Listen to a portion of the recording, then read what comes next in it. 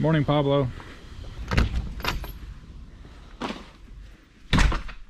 What is up, guys? Welcome back to the channel. Today I'm going to be kicking off a project I've wanted to do for literally years now. It involves a car that I've had the longest out of any of them, and the car you guys have probably seen the least of on the channel. I've gotten comments before that you guys want Corvette content, you guys want to know more about the car, and I'll get into all that in the video, but first I'm going to play some musical cars, move some stuff around, and then we'll go over everything.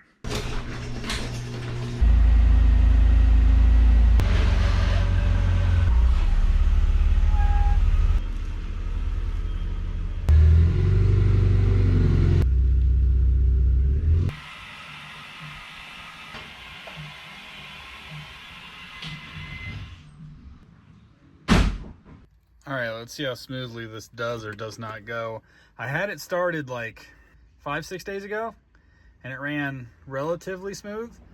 It's not a guarantee, but we'll see. Holy shit, I did not expect it to pop off that soon. Oh, come on. You just wanted to go. There we go. Alright, that's a good sign.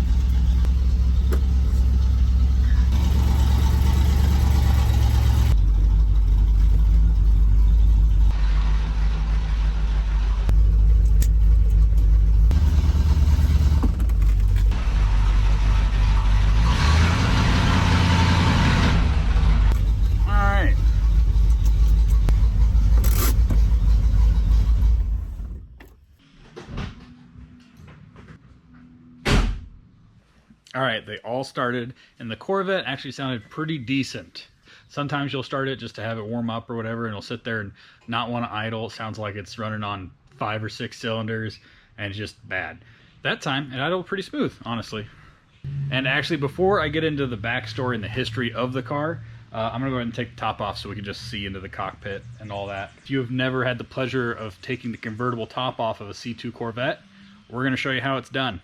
Step number 1, open the doors. They're both going to need to be open at some point, so just open them and leave them open. Step 2, undo the clasp hardware up front that connects the convertible top to the car. Put that down. Step 3, you have to undo a couple latch releases back here that are under the convertible top but on top of the body. So there they are right there, and then over there.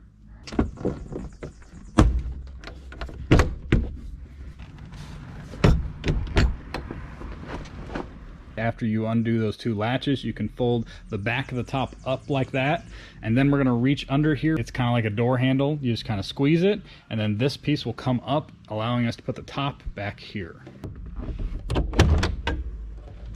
Then you just fold this back down, fold the front back, and we're good to go. And you just do that. Make sure both sides click. And that is how you take the top off on a C2 Corvette. There you go. So I was going to shut the garage doors, and I figured this is a great opportunity. Let's do a garage door race. If you guys are new here or you haven't seen a garage door race in a while, I'll remind you what it is exactly. So basically, a garage door race isn't really a race. What you want to do is you want to hit the buttons, and you want the garage doors to hit the ground at the exact same time. They're 2 different heights. They also have 2 different garage door openers. They're 2 different styles. This one's like a regular one back here, and that one's got a side-mounted one. That garage door shuts slower than this one, so there's a lot of factors to keep in mind. So basically you want to time it so when you hit those 2 buttons, they hit the ground at the exact same time. It's harder than you think it is. My buddy Salam from the UAE saw that I had a 5 Durham note here on one of my garage door buttons, and every time I did a garage door race, he would see it.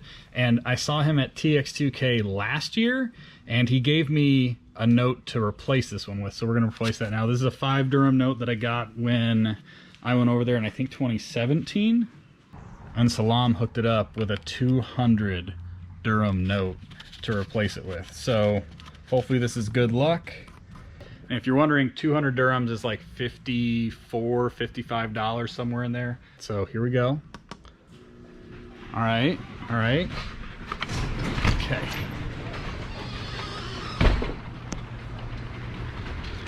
Remember, we're looking for them to hit at the exact same time. Let's see what we got. I'd say a second, maybe less than a second off from each other. No. I just felt a raindrop right in my frickin' forehead. Anyway, that was a close race. Close-ish. I really hope it doesn't rain, because then I got to rush all the vehicles back in here. But let's go ahead and dive into the Corvette. This is my 1964 Corvette Stingray convertible. And quick backstory and history on the car. This car belonged to my dad, and I believe he bought it in 1969-ish. The car is far from stock. It's far from original. I've never checked, but I'm pretty sure the engine is not numbers matching or any of that stuff. This is the one car I probably post on social media the least, but it's also the car I will die with. Every other car, I could sell it off, it could get in a wreck. It would be unfortunate, I would be kind of sad about a couple of them, but this car I will literally always have, which is why I've wanted to do this build for so long. So back to the history of the car. So my dad, as far as I know, bought it in 1969. My parents actually went on their first date in this car. My mom tells me that she told him to his face that it was a piece of crap on their first date. And then they were married for over 25 years. So there you go. Anyway, the car's been a whole bunch of different colors over the years. I saw a picture somewhere in a photo album. I don't know if I could even find it at this point, but the car was white at one point. And then when I was really little, I remember the car being black. I remember the whole family was in the kitchen. My dad was standing there and we were talking about what color we should paint the Corvette. Mind you, it was black at the time. And I remember sitting on the floor playing with like some Hot Wheels. And for some reason, I remember this vividly. It's one of my early memories. I said it should be yellow. Of course, the car was not yellow, but I wanted it to be yellow for some reason when I was really little. So my dad was a naval aviator. He flew helicopters in the Navy, and he'd be out on deployment on an aircraft carrier or something like that for 6 months at a time. And when my parents got married, this was their only car. So my mom actually drove this. This was literally a grocery getter for the family when it was just them two. My mom would drive this to the grocery store and around town because this was their only source of transportation. Now, when I said he bought the car in 1969, he bought, I think it was 2 cars, pieced them together, kind of. I guess that's how that worked. I haven't heard the full story, but if you guys know Corvettes, you know C2 Corvettes, you'll think this is a 65 or 66, and I'll tell you why. So up front here, we have kind of like the vents on the side of the car, and 63 and 64 had vents. There were 2 vents that went like this, and this is the vents for a 1965 or 66. And also, the hood is a 65, 66 big block hood. So if you know C2 Corvettes and you're into this video and you're looking at the car and you're like, that's not a 64. It is a 64, but it has a 65, 66 front end on it with a 65, 66 big block hood. I'm not sure exactly how all it worked, but I do know that they kind of pieced it together from 2 different cars, and it's clean title and everything, and they did it right back in the day or whatever you want to call it. I also know that it used to be a race car, like literally a race car. Like this, it's got a roll bar right here that goes to about there. The roll bar apparently used to come all the way up here, go over, and then there was a center bar that went from here down to the passenger floor. And apparently it used to have like a duckbill rear end. And then when my parents were on a date, it got hit in the rear here by a deer. Like they were driving down the road, a deer came out of nowhere and hit the back end of the car. So that got rid of the duckbill rear end. They put a different rear end on it. Anyway, I'm saying all that to say this. No matter what I do to the car, it's not like it's all original, numbers matching, flawless, like concourse spec or anything. This is very much a driver, okay? So from my parents' first date, getting married, they lived in New Jersey, they lived in Pensacola, Florida, and finally they lived up here in Nebraska. And the car traveled everywhere they went. And actually, this is a really funny story that my mom told me about the car. When my parents got married, apparently they did a prenup that was through the military. There was a clause that my dad made sure was in the prenup that if he went missing in action, my mom would have to wait 10 years to sell the Corvette. My dad wanted to ensure that if he went missing in action and was a POW over there for 9.9 years, once he finally got out and got back here, he would still have the Corvette. I love that story. My dad passed away in early 1997. I think my brother, who was 8 years older than me, so he would have been about 17 at the time, I think he drove it for about a year or so and then It got put in the back of the garage, kind of turned sideways, and it sat there for years. I think it was like 5 or 6 years. I remember I was turning 16, and all I really wanted was just to get the Corvette running. I turned 16 at the end of November, and then a month later for Christmas, my Uncle Richard and his family, which is my dad's brother, they all came up for Christmas, and me and my uncle pulled the car out and put it on jack stands, and we worked on it for like a week straight and got it to where I could drive it. The funniest part was the car had sat in the back of the garage, nothing done to it, not started, not turned over, nothing, for about 6 years. My uncle and I get a couple jacks, pull it away from the wall, and in about 30 minutes, we had the thing running. I mean, mostly my uncle had it running, and I was just sitting there kind of watching.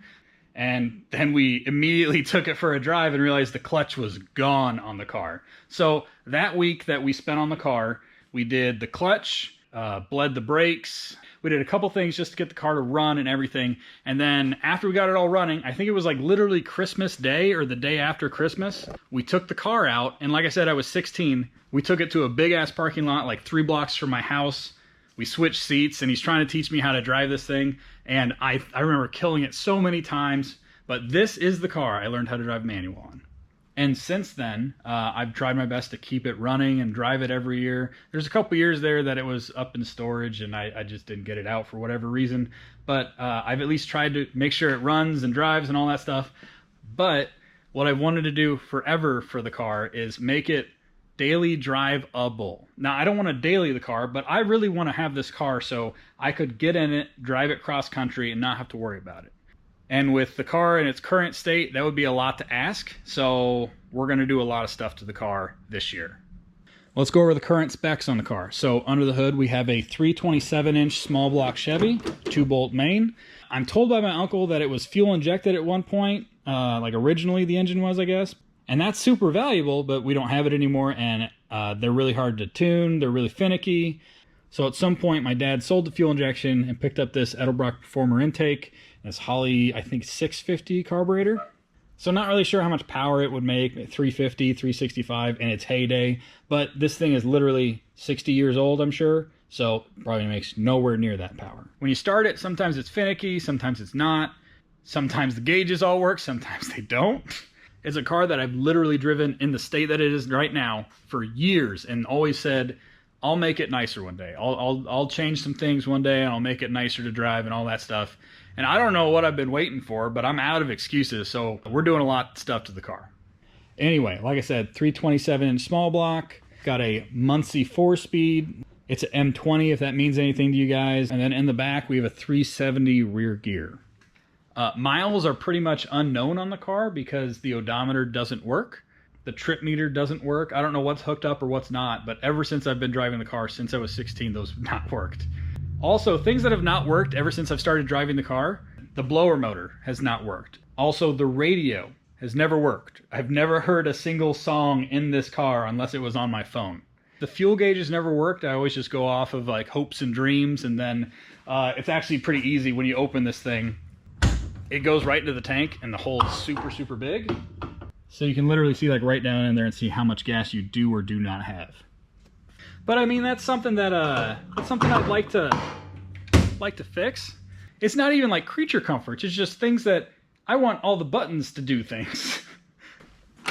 Like you come in here. So that's for the wipers. I know the wipers do stuff when you move that. I don't know if they're doing what they're supposed to do or how often they're supposed to do it, whatever. The lighter, this thing works still. So I can still put like a adapter in there and still get power, like and charge a cell phone. Somehow that still works. Fuel gauge, like I said, doesn't work. It's always at about 3/4. We're always sitting at about 3/4 if you're looking at the gauge. So these two top knobs, they're for the HVAC. So this one looks like fan speed and temp, and this one changed from like defrost to floor or something like that. Like I said, never used them before. They're there, never used them because they don't work. These are for the radio right here, which the radio literally does not work. The speaker's up here, which doesn't work. So I've literally just enjoyed engine noises from this car, which isn't a bad thing, but I would like to listen to some music here and there. Also, this is a really sweet clock that, again, doesn't work. Another thing, the exhaust that comes out the back, the pipes have always hung low. And there's like, I've tried to fix them a couple times, but they hang low and annoys the shit out of me. There's just a lot of things on the car that I wish they just worked or did something or were a little different or something like that. So part of making the car daily drivable to me will be, you know, getting a blower motor that works and all the wiring, fix all that, make it so the radio works and I can listen to the radio in the car, things like that. I don't really want to change too much cosmetically about the car. I really don't. I'd rather just change everything underneath the car that makes it run and drive better. If I was going to make the body perfect, I'd be spending a whole lot more money. And honestly, I'd just rather make the car drive really well, reliable, make everything work, rather than dumping tens of thousands of dollars into the body and having the car take 10 times longer to get done. And also, I'm hearing it rain. Tell me it's not raining. Come on. Shit. Okay. We're going to bring the other two cars in real quick.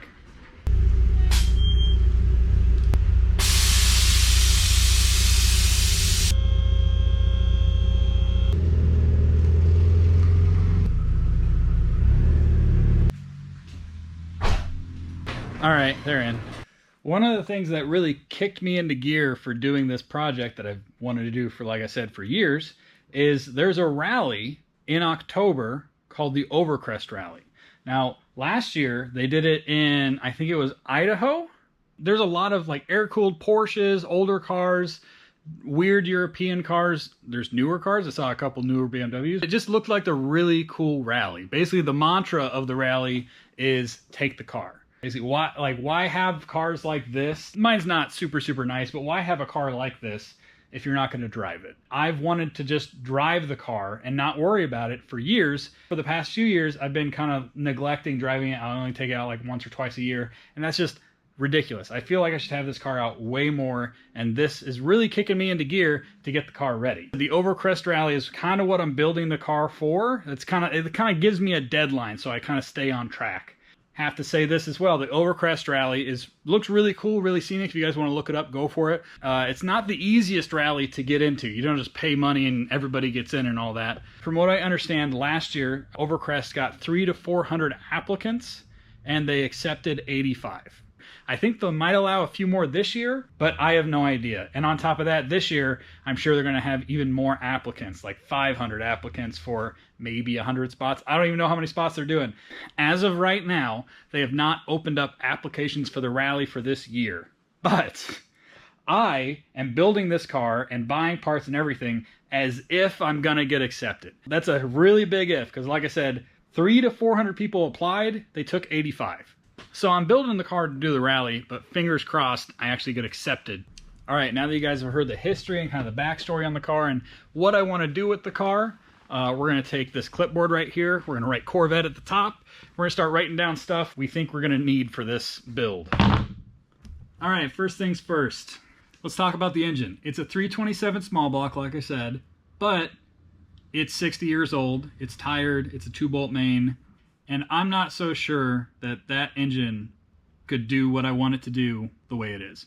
So it's either needs to be overhauled or I need to get a different engine. Those are really my options. So we'll write down engine. Let's just go down the driveline. So we got engine, transmission. Transmission in it, there's nothing wrong with it. It's an M20. It goes through all the gears just fine. But just like the engine, it's probably 60 years old at this point, and it at least needs to be refreshed. So transmission. Let's keep going back in the driveline. So we got engine, transmission, rear differential. Just like the other two, I'm sure it's 60 years old and it's tired and there's probably slop in the gears and all that stuff. So at the very least, it needs to be rebuilt as well. So engine, transmission, rear end, those are all either going to be rebuilt or replaced. I don't know yet. I said before that I wanted to make the radio work, I wanted to make the blower motor work and all that stuff. And honestly, to start at 0 and work up from there instead of working with old stuff, I really think the car at this point needs an entire harness. Body harness, engine harness, dash harness, new fuse block, everything. No matter what I do with the engine, transmission, and rear differential, the whole thing needs rewired. So I'm going to go ahead and write down wiring harness, which is the entire car. Along with that, like I said before, I want to make the heat work, so make the blower motor, we'll just write heat. And then the radio, we want the radio to work, some sort of radio in the car. Definitely need to do something about the exhaust. Like I said, it hangs down really low. I don't know how old the exhaust is, but if it's not 60 years old like everything else, it's damn near there. So exhaust. And if we get to it, wheels and tires. I'm thinking wheels and tires would be a nice like thing to set it off. Like I said, I'm not changing anything cosmetically on the car. Like I'm not doing body work or anything like that to it. But wheels and tires would be nice. Because right now it's got 18s on it that I've had on there for like 15 years or so. I've never really loved those wheels, and I don't know. They've been on the car for a while, and I want to try something else. All right, there we go. We got our list. That's about everything I can think of that would make the car do what I want it to do. Get in it and just be able to drive it wherever and not have to think twice about it. Now, if you guys are thinking suspension and brakes probably need attention, I have addressed those, and that was years ago. So I did a front disc brake conversion as well as a dual chamber master cylinder conversion. I ran all new brake lines all the way around, and also the suspension. It's got lowering springs up front, and then in the back, the way these Corvettes are set up, it's got one transverse mounted leaf spring. So take a truck leaf spring, imagine that, flip it upside down, and then go from one side of the car to the others. But that is normally like a 9-leaf system, and I replaced it with a carbon composite spring that's like an inch thick in its thickest spot, and it goes side to side, and really light. So suspension and brakes, got that covered. Probably not going to do anything on those. Lighting, the headlights, they might be a little dim. Might do something with that at some point. But really, getting the thing drivable and the few things I have on this list, getting those done, I think would make me a happy camper and be able to drive this thing. Now, I would like to do seats maybe, refresh the interior at some point. There's a lot of stuff I wish I could do if I had the budget, but being that the rally is in 5 months and the budget I have for this, I think what I have here is going to suffice for basically cleaning out that budget and probably a few more odds and ends after that. That being said, this is the project for 2023. It's to get the Corvette in a place where I could potentially, if I really wanted to, be able to drive the thing from Nebraska to Oregon, do the rally, and drive it back. I'm not 100% sure if I'm going to drive the car all the way out there. I do have a truck and a trailer. If I don't have a lot of street miles on the car, I might end up taking it on a trailer. That's to say that I even finished the car in time to begin with, and that I'm accepted to the rally on top of that. But that is the game plan. That's what I'm doing for the next 5 months or so. To kind of inspire me to get it done and let me know exactly how much time I have left, I put this thing on the wall. So I picked one of these up on Amazon, and I thought it would be a really good idea for motivation and everything. And as soon as I hooked it up and set the time and pressed go, and the clock started going backwards, I got really anxious. And I was like, okay, this is either going to be crippling anxiety or it's going to be motivational anxiety. I'm hoping motivational anxiety. So right now, I have 150 days, 12 hours, 23 minutes, and 9 seconds. It sounds like a lot of time, but I also have a job where I travel for. I have to get a whole lot of parts for this thing. I'm sure it's going to nickel and dime me somewhere along the way. You always budget for like X amount of dollars, and then it's always like a couple grand more, and you don't know where it happened. I'm sure that's going to happen here. That is going to go ahead and do it for this video. I wanted to hop on here and just present my idea for what I'm going to be building this year and what I'm going to be doing with it and all that stuff. And hopefully, fingers crossed, in 150 days, I will be on my way to Oregon with this thing running, driving, and all that. So, that being said, thank you guys very much for watching. Like, comment, subscribe, hit that bell so you get a notification every time I drop a video. They will be coming way more frequently now that I have a project and a list and all that stuff. So, again, thank you guys for watching. We'll see you guys in the next one. Later.